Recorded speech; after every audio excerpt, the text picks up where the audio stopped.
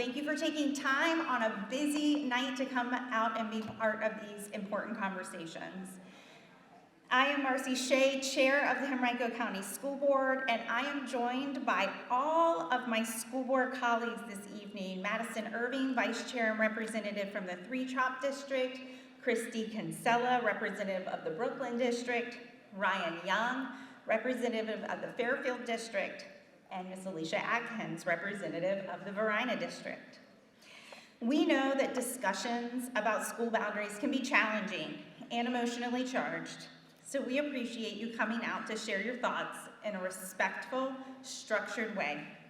This is the very beginning of the process, and your feedback will help us shape our discussions and how we move forward.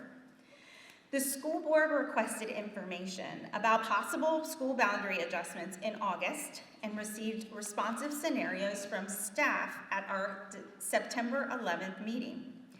While we are considering them as a board, tonight is about hearing from you.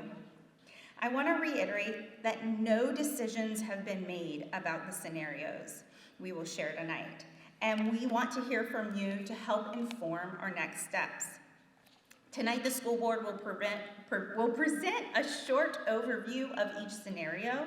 Then you will break into small groups where you have the opportunity to weigh in on maps, share your thoughts, and submit written comments about timelines and transition supports. These breakout groups are structured to gather feedback on specific topics. I will note that they are not intended as a Q&A with experts. If you have specific questions, please write them on your note card or send the question to the dedicated email address, redistricting@henrico.k12.va.us. So why are we talking about boundaries? Simply put, we want every student to learn in a safe, welcoming, and optimal school environment.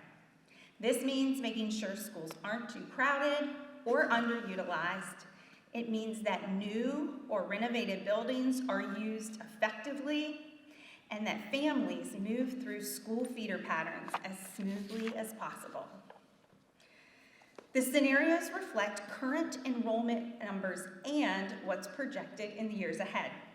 They also take into account new programs like the Cybersecurity Specialty Center at Henrico High School, the Center for Innovation at Quioccasin Middle School, and the expansion of our ACE programs. They also consider new construction, such as the rebuilt Jackson Davis Elementary School and Quioccasin Middle School, which will open in the next few years. The maps and scenarios you'll see have different impacts on neighborhoods and feeder patterns. So here's a quick overview of each. For Jackson Davis, and I want to note, while all of these have some neighborhoods listed, it's not necessarily a comprehensive list of the neighborhoods impacted. When you go to the redistricting site, if you open the maps that are there, it has satellite images that are very clear as to what the proposed boundaries are. So Jackson Davis, with a new school opening in 2026, some nearby neighborhoods would shift from Ridge Elementary to Davis, leveraging new space and balancing enrollment between the schools. You can see those areas shaded in blue, orange, and purple stripes at the center of the map. Jackson Davis will gain roughly 72 students who would move from Ridge Elementary. You'll also notice that 3 parcels would be rezoned to Three Trop Elementary. However, no students currently live on those parcels. Carver Elementary. A small adjustment would move one neighborhood, Patterson West, and adjacent undeveloped properties from Mayberry to Carver, which is closer to this neighborhood. The result is approximately 9 students changing schools with no significant impact on functional capacity at either school. Quioccasin Middle School. When the new building opens in 2027, some neighborhoods would shift between Quioccasin, Tuckahoe, and Pocahontas to improve feeder patterns and balance enrollment. This is one of the more complicated scenarios, so let's walk through it piece by piece. First, Students at Quioccasin who are zoned for Tucker, including Skipwith and Jackson Davis north of Three Chopt, would move out of Quioccasin to Tuckahoe Middle. To balance capacity, students zoned for Mayberry Elementary School would wholly move from Tuckahoe Middle School into Quioccasin Middle. Students living in the crossings at Short Pump, which is zoned for Colonial Trail, would move from Quioccasin to Pocahontas Middle School. And finally, all students zoned for Carver Elementary School would attend Quioccasin. Quioccasin Middle School is projected to gain 201 students. Tuckahoe, including an IB seat reallocation, would gain approximately 227 students, and Pocahontas would decrease by 173 students. Feeder pattern adjustments allow Quioccasin to divide evenly into Godwin and Freeman instead of splitting between 3 high schools. Tuckahoe Middle School would divide evenly between Freeman and Tucker instead of a small slice being pulled off. And Tucker High School, who currently feeds from 5 middle schools, would have a majority of students come together from Tuckahoe Middle School.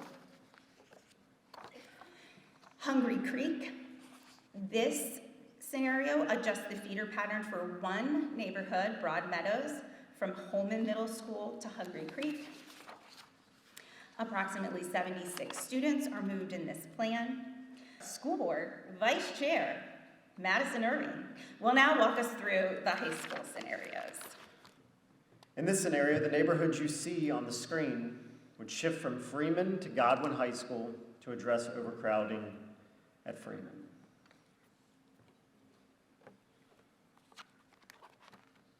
In total, Freeman is estimated to have a net reduction of 129 students, putting the school's functional capacity around 97%. Godwin would have an estimated net gain of 129 students, putting the school's functional capacity around 93%. These percentages are lowered daily when students leave the school to participate in ACE Center programs, and it really is best understood as looking at these in day 1, day 2, because that's a more accurate reflection of school environments. Students from several neighborhoods would shift from Highland Springs or Hermitage to Henrico to make better use of space. You can see the neighborhoods listed on the screen.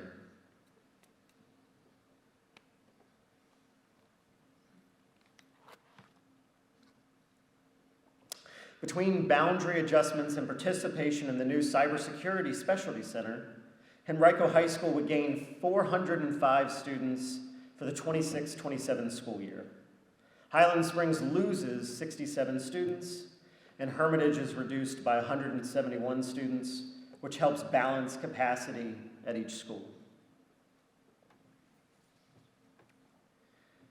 This scenario is designated to bring capacity relief to J.R. Tucker High School, where we are right now, which had a functional capacity of 104% last school year. Several neighborhoods would shift to Hermitage and Godwin to balance enrollment and relieve crowding at Tucker. Again, you can see the neighborhoods listed on the screen. You will also have a chance to look at the maps up close during breakout sessions in a few minutes.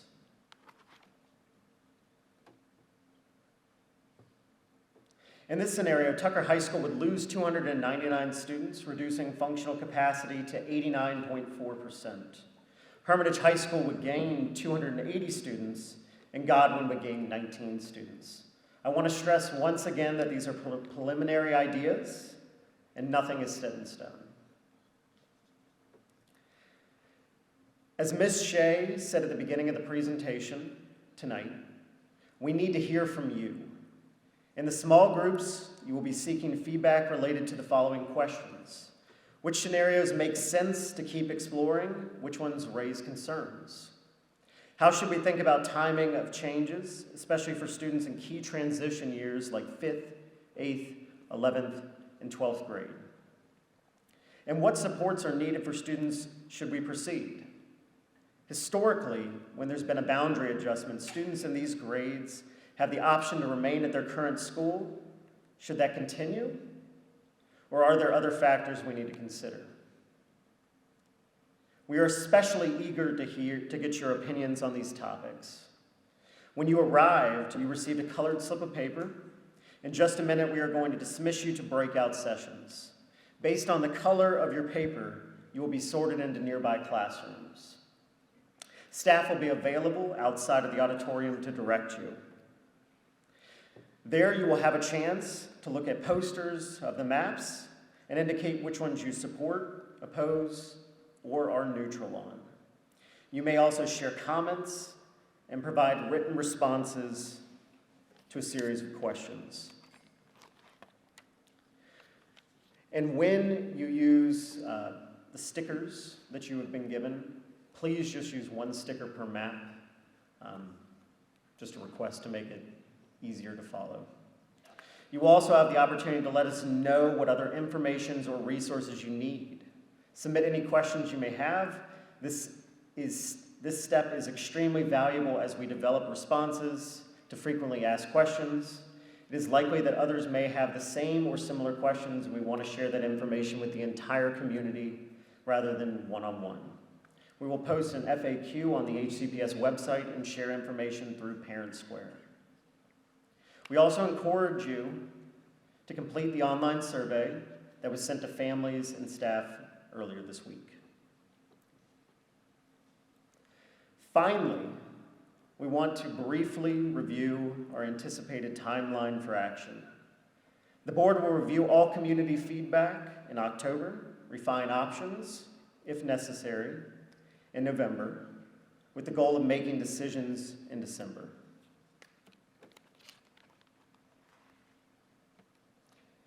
Thank you again for coming out and being a part of this important conversation. School board members will be available in the school commons and foyer after breakout sessions, which should conclude around 8:30. We will need to clear the building by 9 p.m. to allow staff to reset classrooms and clean the building for school tomorrow.